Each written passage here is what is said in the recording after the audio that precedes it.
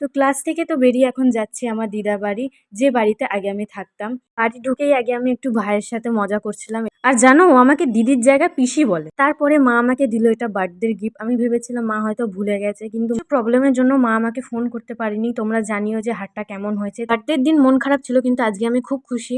পরে ভাইকে নিয়ে একটু বেরোলাম বাইরে। বেরোতেই এত জোরে বৃষ্টি পড়লো যে এক জায়গায় আমাকে দাঁড়িয়ে থাকতে হলো। বৃষ্টি থামতেই চলে গেলাম দোকানে। তারপর ও বলছিল আইসক্রিম খাবে, তাই ওকে আইসক্রিম কিনে দিলাম। তারপর চলে এলাম বাড়ি। দিদা চা বানিয়ে দিয়েছিল, তো সেটাই বাবাকে দিলাম। তারপর আমিও চা খেলাম।